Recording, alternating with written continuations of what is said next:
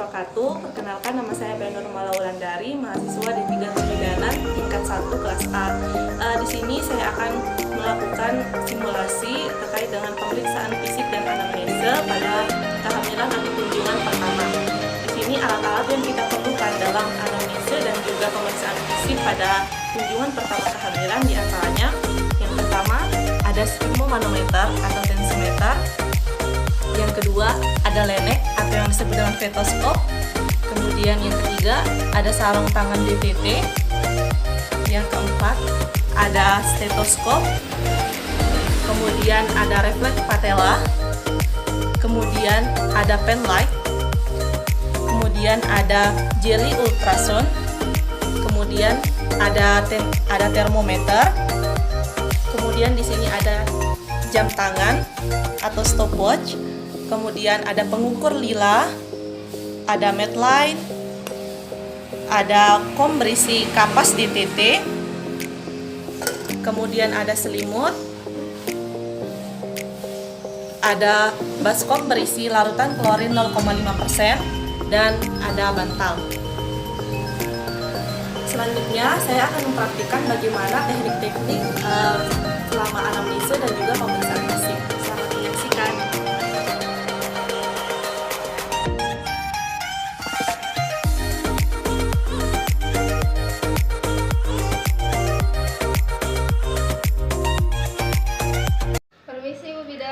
Ibu, mari silakan masuk. Silakan duduk, Ibu.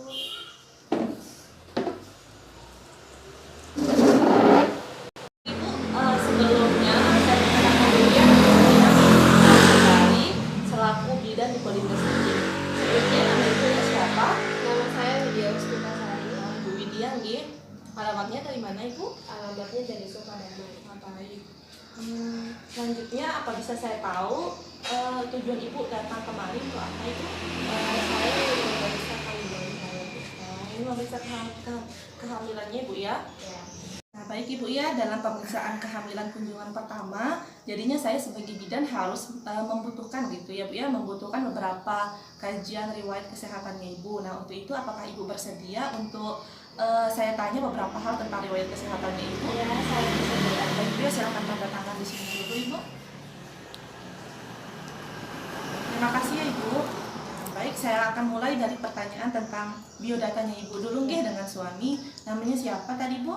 Nama saya Widya Ustukasari. Baik, kemudian usianya Ibu? 28 tahun. 8 tahun, pekerjaan sekarang napi Ibu? Guru. Agamanya Islam Bu Ya. ya? Pendidikan terakhir Ibu? S1. Kemudian alamatnya Sukadamai. bisa saya tanyakan juga tentang nomor teleponnya Ibu? Bisa. Ya. 081 918 324 238. Baik Ibu nggih, setelah mengkaji tentang biodatanya Ibu, di sini saya akan mengkaji juga tentang biodata suami. Namanya siapa Ibu? Namanya Wawan. Usianya? 30 tahun. Pekerjaannya? Pegawai administrasi. Agamanya Islam juga Bu ya? Iya. Pendidikan terakhir? S2. Alamatnya sama Ibu? Iya, sama. Sama ya. Kemudian nomor telepon juga Ibu ya, siapa tahu nanti nomor telepon Ibu tidak bisa dihubungi. Ya. 087 Terus? 981 Terus? 432 Terus? 355. Baik Ibu ya, setelah tentang biodata, di sini saya akan mengkaji tentang riwayat sosial ekonominya Ibu. Nggih, status menikah, status perkawinan, Udah menikah Bu ya? ya Berapa lama Ibu? sekitar 4 tahun Bahasa yang biasa digunakan? bahasa Indonesia. Kemudian untuk kebiasaan atau lifestyle-nya Ibu nih, Ibu pernah merokok Ibu? Tidak. Konsumsi alkohol atau rasa? Tidak Tidak semua pernah Ibu. semua. Kemudian untuk dukungan selama hamil Ibu, siapa Sangat sangat didukung. didukung ya dari keluarga maupun suami? Iya. Kemudian untuk status kesehatan suami pernah punya penyakit apa Ibu setahu Ibu? Enggak Tidak ada ya Bu, sehat. Kemudian nah ini tentang imunisasi TB ya Ibu. Ibu pernah mendapatkan imunisasi TB sebelumnya? Pernah. Udah berapa kali Bu? Udah 2 kali. Waktunya? Waktunya pas selesai menikah. Nah, dan yang kedua pada saat Pada saat hamil. yang pertama Ibu, waktu Ibu periksa pertama itu. Iya, iya. Baik Ibu ya, terima kasih. Selanjutnya saya bertanya kembali ya Ibu. Untuk beban kerja dan kegiatan sehari-hari bagaimana Ibu? Saya sehari-harinya mengajar sama ibu rumah tangga. Oke, ibu rumah tangga juga Bu ya. Iya. Kemudian untuk pengambilan keputusan dalam keluarga siapa Ibu? Suami. Mohon maaf mungkin yang bertanya seperti ini, apakah Ibu pernah berhubungan seksual sebelumnya pada saat kehamilan? Tidak pernah Bu ya. Nah, untuk rencana persalinan di mana Ibu? Di Polindes. Polindes Niki Bu ya. Iya. Nah, untuk persiapan persalinannya sudah dipersiapkan? Sudah. Oh, baik. Terima kasih ya Ibu atas jawaban-jawabannya. Ya. Selanjutnya saya akan mengkaji tentang riwayat kesehatan keluarga. Untuk hipertensi ada Ibu? Tidak. Tidak. Kemudian diabetes, Tidak. kehamilan kembar, Tidak. alergi Ibu? Nggak Tidak ada. ada ya. Epilepsi, Tidak ada. untuk penyakit jantung. Tidak ada. Mohon maaf Ibu ya, saya bertanya tentang ini.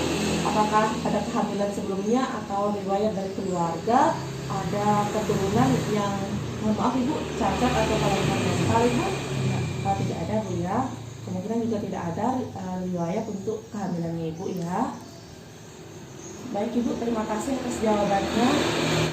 Baik Ibu ya, selanjutnya di sini saya akan mengkaji riwayat kesehatannya Ibu, terutama yang dapat memperparah kehamilannya Ibu ya. Baik, di sini saya akan menyebutkan beberapa gejala dan beberapa penyakit. Silakan Ibu menanggapinya Ibu ya. Baik Ibu, yang pertama, mohon maaf Ibu, apakah Ibu pernah merasa dadanya nyeri, kemudian sering jantungnya sering berdenyut kencang Ibu? Tidak. Baik ya, kemungkinan tidak ada riwayat penyakit jantung Ibu ya. Kemudian yang kedua, mohon maaf Ibu, apakah Ibu pernah merasa sering pusing, terus emosi tidak stabil, kemudian pada saat pemeriksaan tekanan darah selalu di atas 140 Ibu? Baik Ibu ya, kemungkinan juga tidak ada riwayat hipertensi Ibu ya.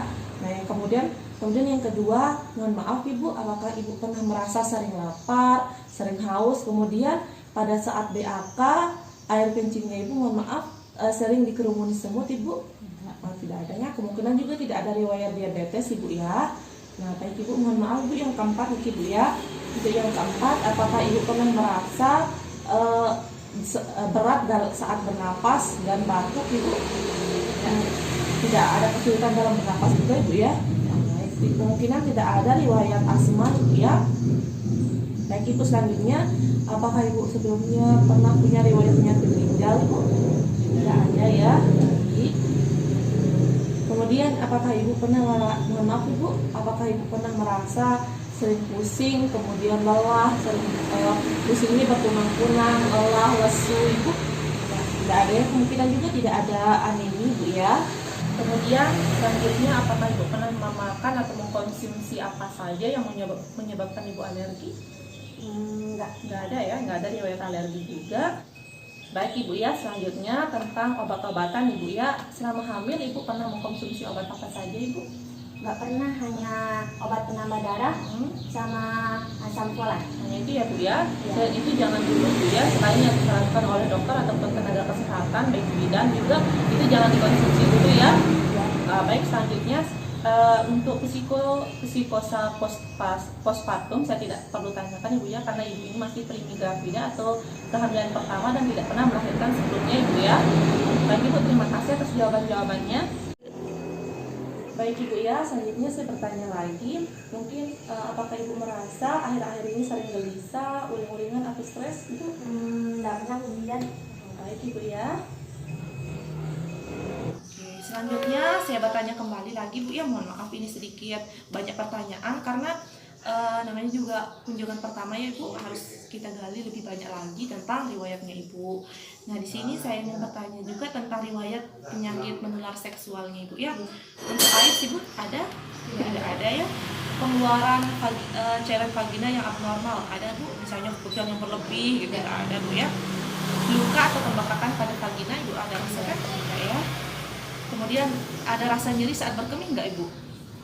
Tidak ada Bu ya? Tidak ada. Pernah diare Bu yang berkelanjutan sampai berbulan-bulan? Tidak ada. Syukur ya Bu ya, riwayat kesehatan menular seksualnya juga tidak ada. Kemudian di sini saya akan mengkaji tentang riwayat operasi Bu ya. Untuk operasi luka pada pelvis yang pengaruhi diameter pelvis Ibu ada pernah? Tidak. Operasi sesar tidak ada? Tidak ada juga ya. Pernah transfusi darah Ibu? Tidak. Yang bertanya lagi nih Ki, sedikit cerewet ya. Untuk riwayat ginekologi Ibu pernah salpingectomy Bu? Tidak. Tidak pernah ya. pengobatan infertilitas atau Tidak. kemajuan tidak ada ya Bu ya. Kemudian kehamilan ektopik Tidak pernah. tidak pernah. Operasi pada vagina, pelvic atau uterus Tidak. karena ini kehamilan pertama Bu ya, tidak pernah sesar juga. Nah di sini sekarang saya akan kaji tentang riwayat menstruasinya Ibu.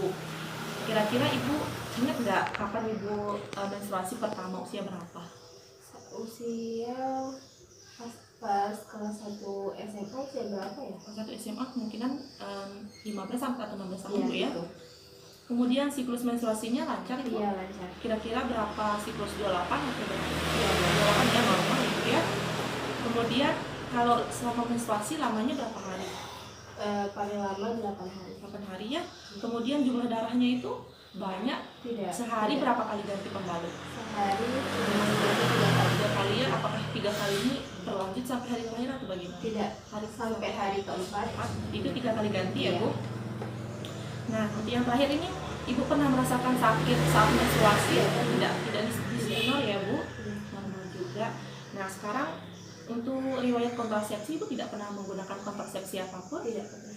Nah, berarti ini kehamilan yang pertama dan tidak pernah menggunakan kontrasepsi sebelumnya Ibu ya. Baik Ibu ya, kita lanjut ke riwayat obstetrinya Ibu. Untuk riwayat kehamilan yang sekarang, ingat nggak HPHD-nya Ibu? Mohon maaf, tidak. HPHD itu apa ya? Nah, HPHD itu hari pertama, hari terakhirnya Ibu. Jadi menstruasi yang kemarin hari pertamanya tanggal berapa? Tanggal 3 Januari. Udah pas Ibu ya, udah dicatat juga kan? 3 Januari 2020. Nah, berdasarkan HPHD-nya Ibu, di sini dapat saya tafsirkan hari atau dapat saya perkirakan hari tafsiran persalinan Ibu sekitar tanggal 3 Oktober 2020 Ibu. Jadinya bisa dipersiapkan sebelum waktunya datang, jadi Ibu bisa persiapkan persalinannya, segala kebutuhannya Ibu nggih. Kemudian Ibu pernah tidak merasakan gerakan janin? Pernah. Kapan Ibu yang pertama kali? 1 bulan yang lalu. Sebulan yang lalu sudah pernah merasakan Bu ya. Gimana pergerakannya, aktif nggak Bu? Iya, aktif. Teratur Ibu? Iya, teratur. Kemudian dalam 24 jam Ibu pernah menghitung nggak berapa pergerakan janinnya? Oh, tidak pernah. Nah, Tapi teratur kok. Tapi teratur ya, untuk besok-besoknya dihitung Bu ya supaya bisa dipantau bagaimana kesejahteraan janinnya Bu ya. Kemudian Ibu ada mengkonsumsi obat selama hamil? Tidak. Untuk jamu Ibu pernah minum? Enggak pernah. Nah, untuk sekarang untuk kehamilannya minum apa yang disarankan saja ya, misalnya tablet tambah darah, asam folat dan sebagainya. Untuk jamu bisa ditunda dulu lah sampai ibunya melahirkan ya Bu ya. Ada Ibu merasakan kekhawatiran khusus selama kehamilan? Tidak. Baik saja ya kehamilannya Bu. Nah, untuk riwayat kehamilan yang lalu tidak ada Ibu ya, karena baru pertama. Ibu baru pertama hamil ya, baru di migrafida atau hamil pertama. Saya tidak perlu menanyakan riwayat kehamilan lalu Bu ya. Baik Ibu ya, selanjutnya setelah riwayat tadi saya akan bertanya juga tentang pola makan atau pola makan Ibu sehari-hari Bu ya. Untuk porsi sebelum hamil berapa piring Ibu? 1 porsi 1 piring Bu ya. Kalau setelah hamil sekitar 2 piring. 2 piring ya. Untuk komposisinya apa aja Ibu bisa sebutkan? Ada nasi putih, Mm-mm. sayur, buah, tahu, tempe, daging. Oke. Kalau di setelah hamil Yang hamil sama Bu, sama ya, nggak ada perubahan Bu ya, tetap Ya. makan segala semuanya. Untuk frekuensinya berapa kali sehari Bu? sebelum hamil 3 kali, Sebelum hamil 3 kali sehari. Kalau setelah hamil 4 kali sehari. sampai 4 kali sehari ya, lebih sering lagi. Untuk makanan pantangan ada Bu? Tidak ada. Tidak ada ya, alergi juga tidak ada kan pada makanan apapun selama hamil maupun sudah hamil ya. Ya. Baik, terima kasih Bu. Baik Ibu ya, selanjutnya saya akan bertanya tentang pola BAB-nya Ibu sehari-hari Bu ya. Untuk frekuensi sebelum hamil bagaimana Ibu? 1 kali, 1 kali ya. Kalau setelah hamil, sama 1 kali juga. untuk konsistensinya bagaimana? Lunak, Lunak. Setelah hamil lunak juga. ya. Untuk warnanya bagaimana Ibu? Kuning, Itu sebelum hamil ya. ya, Kalau setelah hamil bagaimana? kuning kecoklatan. Oke. Apakah Ibu merasa ada penyulit saat buang air besar? Tidak ada. Tidak ada ya. Setelah hamil maupun sebelum hamil ya. Tidak ada. Terima kasih Ibu. Baik Ibu ya, setelah saya bertanya tentang pola BAB-nya Ibu, saya kan juga bertanya tentang pola BAK-nya Ibu ya. Untuk frekuensinya berapa kali sehari Bu? Sebelum hamil 2 sampai 3 kali, Kalau setelah hamil bagaimana? 4 sampai 6 kali. Kemudian untuk warnanya bagaimana Ibu? Kalau sebelum hamil itu warna kuning, Setelah hamil? setelah hamil kuning ke kuning bening. Oke. Terus untuk penyulit ada Ibu? Tidak ada, tapi pas hamil kayak sering buang air kecil. Ya, Ibu, itu wajar ya, karena ada perubahan fisiologis yang menyebabkan Ibu akan lebih sering buang air kecil, Bu ya. Apalagi di malam hari itu akan lebih sering lagi, Bu ya. Baik Ibu ya, selanjutnya saya akan bertanya juga tentang personal hygiene-nya Ibu ya. Untuk mandi sebelum hamil berapa kali Bu? 2 kali, Pas setelah hamil bagaimana? 3 kali. Oke, untuk gosok giginya sehari berapa kali untuk yang sebelum hamil? 2 kali. Setelah hamil? 2 kali sehari. 2 kali ya. Untuk cuci rambut atau keramas sebelum hamil berapa kali per seminggunya Bu? 2 kali per minggu, Kalau yang setelah hamil? 3 kali per minggu. Oke. Untuk mengganti pakaian dalam Ibu sebelum hamil berapa kali sehari? 2 kali sehari. Terus Kalau setelah hamil? 3 kali sehari. Oke. Nah, baik Ibu ya, untuk pertanyaan terakhir nih Ibu ya, setelah personal hygiene saya ingin bertanya juga tentang pola istirahat tidurnya Ibu ya. Ya, Untuk di siang hari Ibu istirahatnya kira-kira berapa jam sebelum hamil nih Ibu? kira-kira 1 jam. 1 jam. Kalau setelah hamil? Sama 1 jam. 1 jam. Oke. Di malam hari bagaimana Ibu sebelum hamilnya? 8 jam. Oke, normal Ibu ya. Kalau yang setelah hamil Ya, sekitar 5 sampai 6 jam. berkurang jadinya Bu ya. Ya, Oke, untuk keluhannya bagaimana Bu? Sebelum hamil ada? tidak ada. Tidak ada keluhan tentang istirahat tidur. Kalau di setelah hamil bagaimana? Keluhannya kurang tidur pas malam gara-gara sering buang air kecil. Oh iya, itu fisiologis Bu ya, tidak perlu Ibu khawatirkan. Seperti yang sudah saya jelaskan sebelumnya Bu ya. Oke Bu, terima kasih ya sudah menjawab banyak pertanyaan yang sudah saya lontarkan tadi. Jadinya sampai di sini anamnesa saya untuk Ibu. Selanjutnya kita berlanjut ke pemeriksaan fisik Ibu ya. Baik Ibu ya, dalam pemeriksaan fisik ini ada beberapa tujuan untuk kita melakukan pemeriksaan fisik. Di antaranya yang pertama untuk memantau kehamilannya Ibu dan mendeteksi dini adanya kehamilan atau adanya tanda-tanda dini bahaya kehamilan atau ada komplikasi lainnya. Jadinya kalau ada komplikasi atau masalah yang ada dalam kehamilannya Ibu bisa teratasi sejak dini karena sudah dipantau sejak dini juga. Selain itu juga untuk memantau kesejahteraan janinnya Ibu, bagaimana pertumbuhannya, perkembangannya bisa Ibu ketahui melalui kunjungan atau antenatal care ini Bu ya. Sampai sini Ibu sudah paham? Sampai Ibu ya, sebelum kita melakukan pemeriksaan fisik, saya persilakan dulu Ibu ya untuk mengosongkan kandung kemih sesuai dengan prosedurnya Ibu ya. Baik. Ini Bu.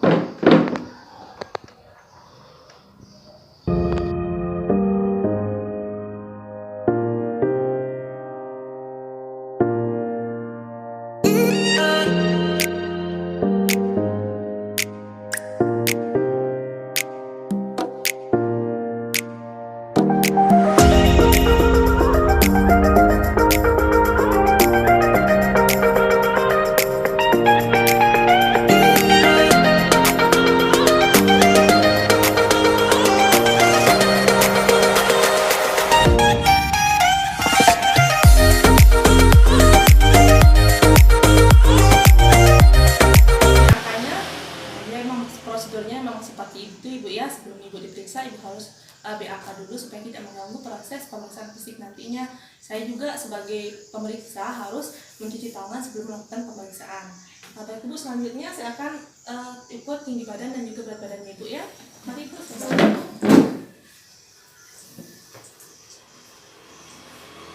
ini sih Ibu ya.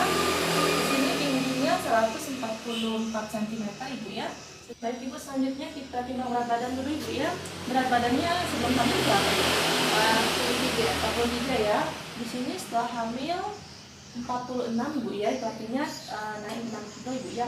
Wajar karena kita hamil ya Bu ya, akan mengalami peningkatan berat badan. Oke, silakan dulu Ibu. Selanjutnya saya akan melakukan pemeriksaan tanda-tanda vital Ibu. Saya mengukur tanda-tanda vital Ibu. Saya ukur dulu nilainya Ibu ya, lingkarannya Ibu. Permisi ya Ibu. Ibu bisa begini. Ini.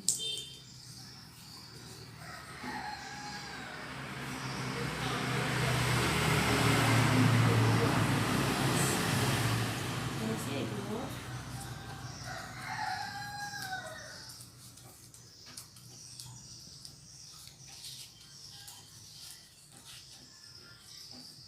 Baik, di sini nilainya 24 cm Ibu ya.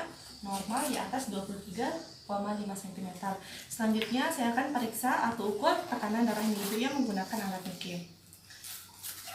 Bisa di ataskan dulu lengannya ibu. Permisi ya bu.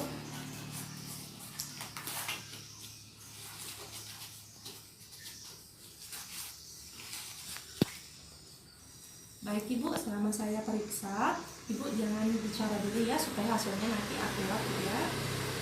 Nah, sambil kita meriksa tekanan darah, ibu bisa meletakkan ini di lengan di ketiak sebelah sananya ibu ya, di aksi ibu sebelah sana. Nah, ditekan ibu ya sampai masuk ke dalam ketiaknya atau aksilanya. Kemudian tangan ibu yang ini juga di sini. Oke, nanti biasakan begini. Baik ibu, saya lakukan pemeriksaan tekanan darahnya dulu ibu ya.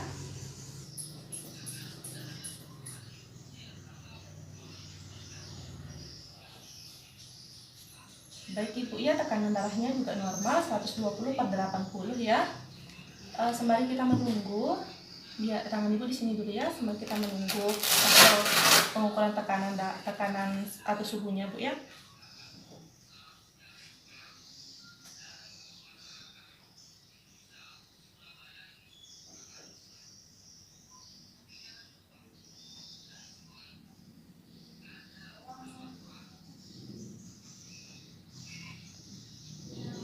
Baik ibu ya, hasil pernapasannya, respirasinya ibu juga normal 18 kali per menit. Izinkan saya untuk berbicara dengan ibu juga ya.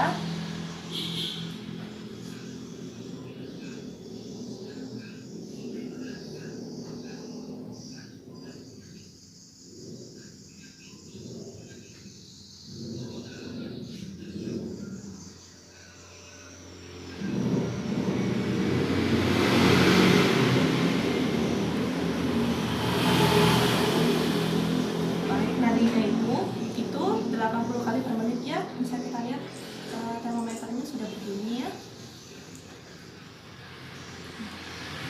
Iya bu, di sini termometernya tuh suhunya ibu 37 derajat Celcius ya ibu ya, masih dalam keadaan normal.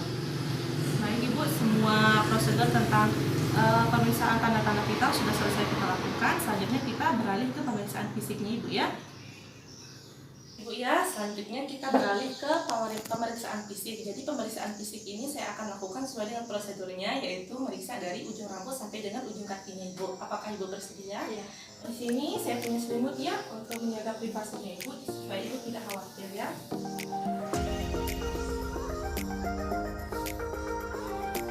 Dari sini saya akan, seperti yang saya katakan tadi, saya akan periksa dari ujung kepala sampai dengan ujung kakinya ibu. Saya mulai dari kepalanya ibu ya. Permisi ya ibu. Rambutnya berwarna hitam ibu ya. Untuk kulit kepalanya tidak ada ketombe, tidak ada alopecia maupun infeksi kulit, semuanya sehat ibu ya. Selanjutnya saya akan periksa bagian wajahnya ibu ya. Saya inspeksi tidak ada terjadi odem ya atau pembengkakan pada bagian wajahnya ibu. Kemudian saya lanjut ke pemeriksaan mata ya ibu. Permisi ibu, pada saat saya berikan cahaya, ibu menatap ke arah atas ini ya. Lihat ke sini, ya, jangan melihat ke arah cahayanya ibu ya. Oke, permisi ya ibu.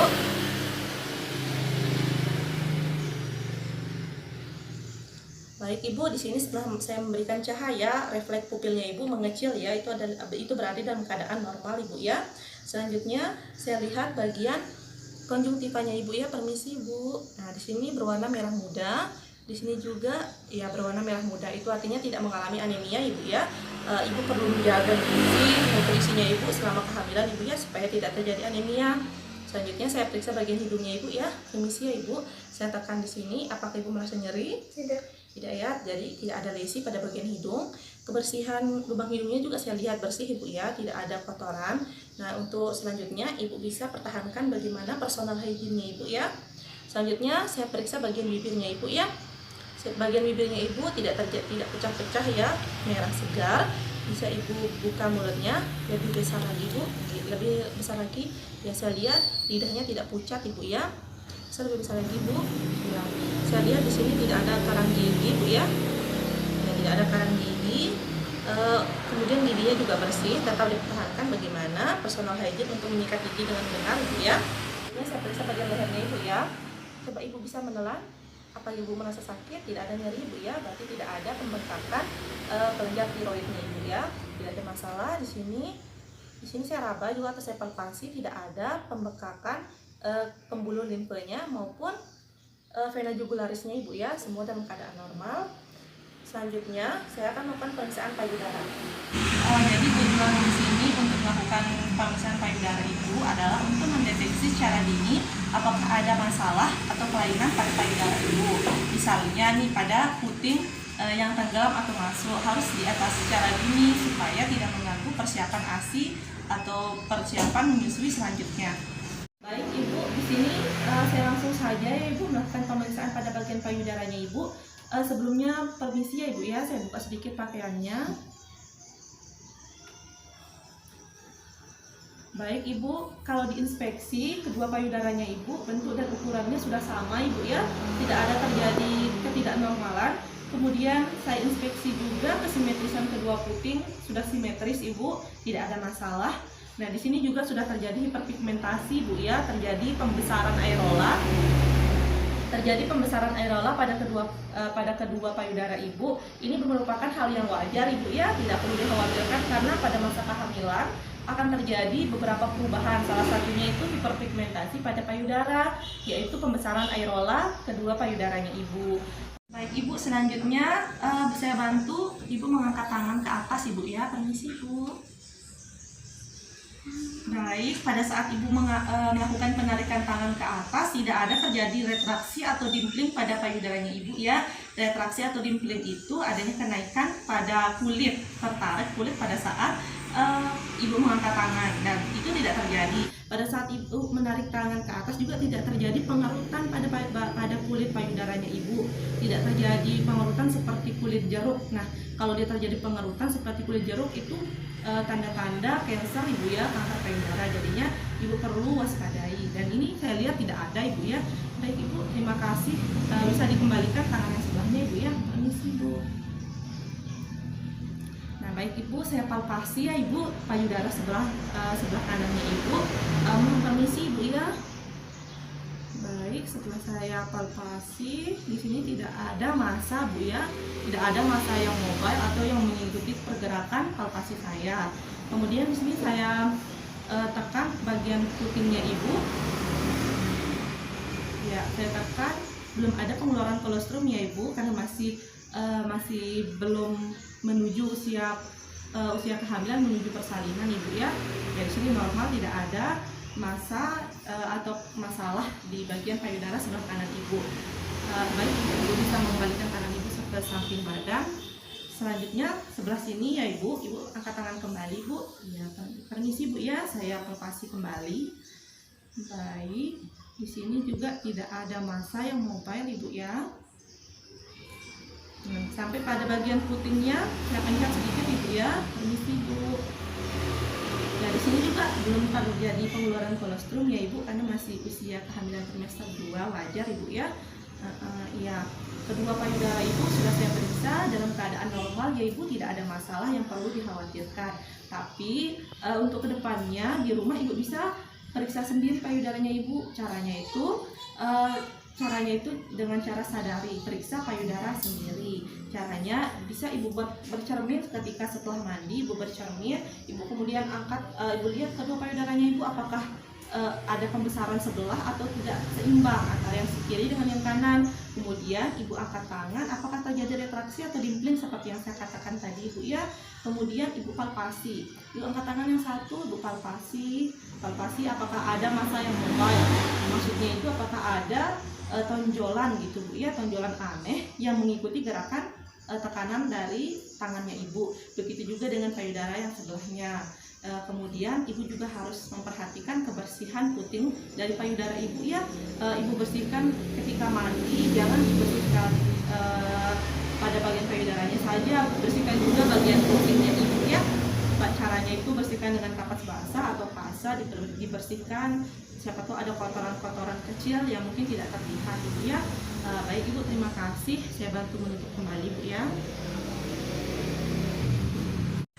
Baik Ibu, setelah kita melakukan pemeriksaan pada bagian payudaranya Ibu, kita berlanjut ke pemeriksaan abdomen ya Ibu. Jadi tujuan pemeriksaan abdomen ini adalah untuk memantau kesejahteraan janinnya Ibu, baik pertumbuhan maupun perkembangan di dalam kandungannya Ibu.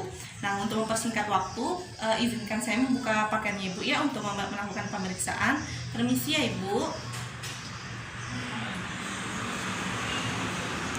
Baik, sebelum saya palpasi Bu, di sini saya inspeksi atau saya amati bagian abdomennya Ibu, tidak ada luka bekas operasi ya Ibu. Ya, tidak pernah melakukan operasi sesar atau operasi lain sebelumnya di bagian perut Ibu. Ya, tidak pernah Ibu. Kemudian di sini juga bentuk dan ukurannya sudah menyesuaikan dengan usia kehamilannya Ibu ya. Usia kehamilannya Ibu tentunya perutnya akan semakin membesar. Kemudian selain perubahan pembesaran abdomen, ada juga perubahan secara fisiologis yang terjadi pada ibu hamil, namanya itu linea nigra seperti yang ada di perutnya ibu ini. Ada garis di tengah, ya ada garis yang di tengah ini merupakan disebut dengan linea nigra. Hal ini juga wajar ya ibu, atau yang biasa disebut dengan perubahan fisiologis. Tidak perlu ibu khawatirkan akan hal ini. Baik ibu, selanjutnya izinkan saya melakukan triopod atau palpasi pada bagian perutnya ibu ya. Permisi ya ibu.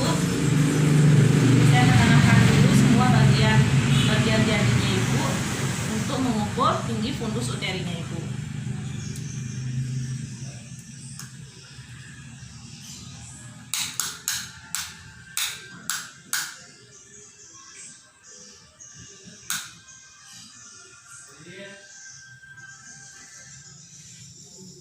Baik, di sini hasil pengukurannya 23 cm ya Ibu ya, sudah sesuai dengan usia kehamilannya Ibu. Selanjutnya, saya akan palpasi bagian apa yang berada di fundus uterinya Ibu atau bagian teratas abdomennya Ibu. Di sini terasa keras, bulat, dan melenting Ibu ya. Nah, ini merupakan ciri-ciri dari kepala. Kemungkinan di sini di bagian fundusnya Ibu ini berada atau terdapat kepalanya janin. Selanjutnya saya akan palpasi bagian samping atau bagian sisi abdomennya ibu ya. Baik, sini saya tahan dulu yang di sebelah kiri. Di sini saya palpasi. Di sini nampak keras seperti papan dan bidang ibu ya. Kemungkinan di sini terdapat bagian punggung janin. Jadinya punggung janinnya ini berada di kiri ibu ya, di kirinya ibu. Kemudian saya tahan yang sebelah kanan untuk mengetahui bagian apa yang ada di sebelah kanan perutnya ibu ya. Di sini saya palpasi. Di sini bagiannya nampak kecil-kecil dan lebih kosong daripada yang sebelah kiri, dan ini menandai merupakan terdapat ekstremitas janin sebelah kanan perut atau abdomennya ibu ya. Baik ibu. Selanjutnya saya akan palpasi bagian terbawah atau bagian terbawah abdomennya ibu.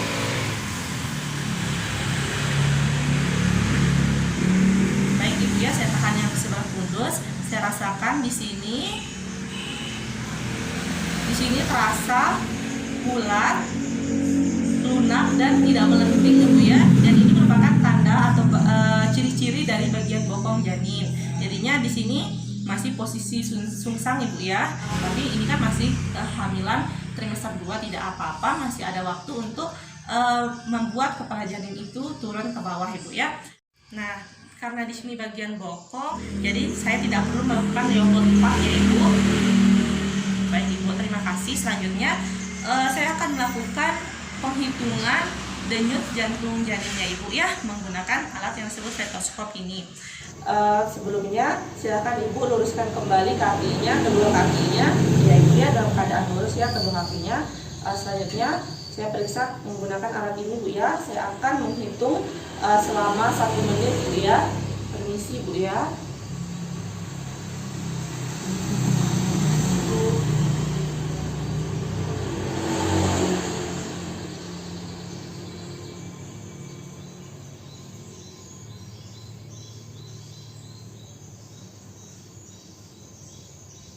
Baik ibu ya, berdasarkan hasil penghitungan saya selama 1 menit, ritmenya sudah teratur dan frekuensinya juga sudah masih normal ibu ya, yaitu 132 kali per menit. Baik Ibu, terima kasih. Saya sudah selesai melakukan pemeriksaan Leopold pada abdomennya Ibu. Saya akan menutup perutnya Ibu ya. Permisi Ibu. Baik Ibu ya, selanjutnya saya akan memeriksa bagian ekstremitas atasnya Ibu atau tangannya. Coba Ibu bisa menggenggam tangan sebelah sini. Pada saat menggenggam, apakah Ibu merasakan sakit? Tidak ada ya. Saya periksa ya. Ibu merasa ada nyeri, sakit di sini? Tidak, di sini? Tidak ada Ibu ya, berarti tangan sebelah sini aman ya, tidak ada masalah. Saya periksa kepucatan jarinya. Ya tidak pucat Ibu ya, begitu saya tekan dia berwarna putih dan pada saat saya melepas langsung berwarna merah kembali. Ini artinya tidak berisiko terkena anemia karena masih dalam keadaan normal ya Bu. Pada yang sebelah sini Ibu bisa menggenggam, sakit Ibu? Tidak sakit ya. Saya periksa lagi untuk kepucatannya. Saya tekan Bu ya. Ya, di sini juga tidak pucat Ibu ya, sama dan masih dalam keadaan normal. Selanjutnya saya akan periksa bagian ekstremitasnya Ibu ya. Saya lihat di sini saya inspeksi tidak terjadi odem ya Bu ya. Ya, tidak terjadi odem, tidak terjadi varises juga. Ya, masih dalam keadaan normal Ibu ya. Ya, saya lanjut langsung saja ke pemeriksaan patelanya Ibu ya. Santai aja ya Bu ya, tidak perlu tegang sama pemeriksaan.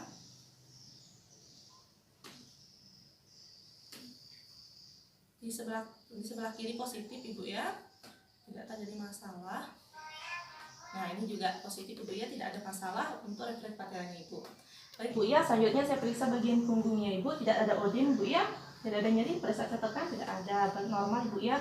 Di sini juga bentuknya pada saat Ibu seperti ini tidak terjadi skoliosis, lordosis maupun kifosis Ibu ya. Semuanya dalam keadaan normal. Jadi Ibu bisa kembali ke posisi semula. Terima kasih Bu.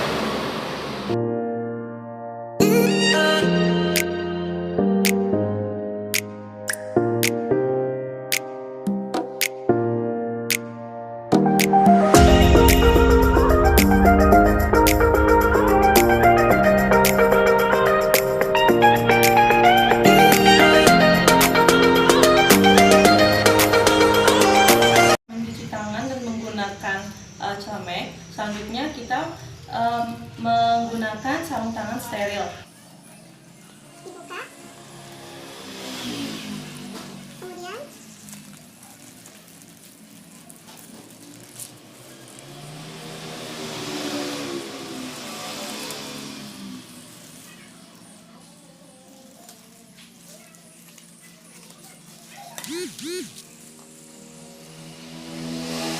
Kemudian saya akan melakukan pemeriksaan genital luar Ibu ya. Kemudian untuk membuat Ibu sesuai dengan kenyamanan Ibu, silahkan Ibu mengambil posisi dorsal recumbens Bu ya dengan menekuk kaki. Sebelumnya saya akan melakukan inspeksi pada bagian genital luarnya Ibu ya, untuk bagian labia, klitoris dan juga perineumnya Ibu ya. Di sini kulitnya terlihat bersih dan juga terdapat rambut pubis pada mons pubisnya Ibu ya. Kemudian labia mayor antara yang kiri dengan yang kanan itu ukurannya sama, tidak ada pembengkakan ataupun warna kemerahan. Kemudian tidak ada luka bekas garukan Ibu ya, ataupun benjolan. Kemudian pada kulitnya juga tidak ada terjadi pembengkakan atau pembesaran pembuluh darah yang mencolok warnanya Bu ya. Kemudian di sini juga tidak ada luka bekas episiotomi Bu ya. Kemudian di sini juga tidak ada luka kutil maupun bisul Ibu ya, semuanya dalam keadaan sehat. Tidak ada juga pengeluaran darah ataupun cairan yang abnormal dari vaginanya Ibu. Selanjutnya saya akan melakukan vulva hygiene ya Ibu.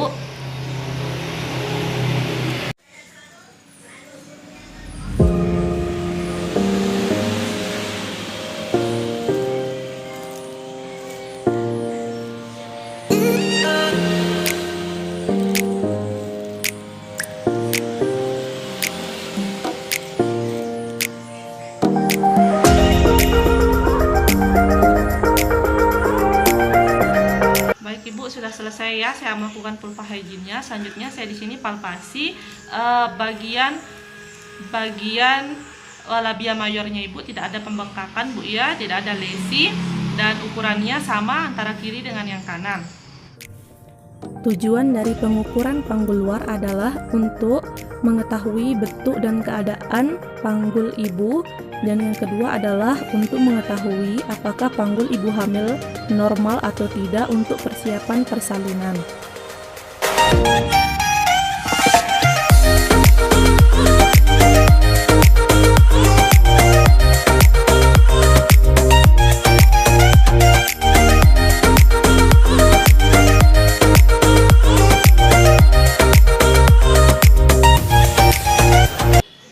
Baik Ibu ya, sudah selesai kita melakukan pemeriksaan fisik dan juga anamnesis sebelumnya.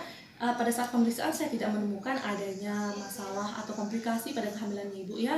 Ibu tetap jaga kesehatan ya. Kemudian di sini untuk jika Ibu merasakan ada masalah, ada keluhan, jangan ragu untuk datang ke Polimes atau fasilitas kesehatan lainnya Ibu ya. Kemudian obat-obatan yang perlu Ibu konsumsi jangan sembarangan Ibu ya. Ibu hanya perlu konsumsi tablet FE dan juga asam folat. Ibu tidak perlu mengkonsumsi jamu atau obat-obatan lainnya yang tidak diberikan dari tenaga kesehatan ya Ibu ya. Bisa Ibu ulangi untuk obat apa saja yang bisa Ibu konsumsi? Tablet FE dan asam folat. Ibu ya, selain itu jangan dulu Ibu ya. Kemudian selanjutnya tentang gizi Ibu ya, nutrisi. Karena janinnya belum bisa makan sendiri, karena janinnya harus mengkonsumsi apa yang kita konsumsi, maka Ibu harus menjaga gizi yang Ibu perlukan, baik itu dari karbohidratnya, protein, dan juga lemaknya. Jangan ada diet dulu, jangan batasi makanan, makan segalanya boleh Ibu ya. Ibu makan buah silahkan, makan apa silahkan, jangan perhatikan tahayul-tahayul yang membuat Ibu membatasi konsumsinya Ibu. Boleh Ibu misalnya mau makan buah-buahan yang tertentu kayak durian atau nanas boleh, tapi dalam kadar yang sesuai, tidak boleh terlalu banyak Ibu ya. Kemudian yang selanjutnya itu ada personal hygiene, kebersihan badannya Ibu, kebersihan payudara seperti yang sudah saya jelaskan sebelumnya harus tetap dikerjakan Ibu ya. Jangan sampai kebersihan itu mempengaruhi kondisi janinnya Ibu. Mengerti Ibu? Baik Ibu. Selanjutnya untuk kunjungan selanjutnya Ibu bisa lihat sesuai jadwal Ibu ya. Baik Ibu, di sini saya berikan kartu antenatal care-nya Ibu ya. Ibu bisa datang untuk kunjungan dengan bawa kartu kunjungan ini Ibu ya. Baik Ibu. Baik Bu Bidan, terima kasih atas nasihat-nasihatnya. Kalau begitu saya balik dulu. Terjaga kesehatan ya. Saya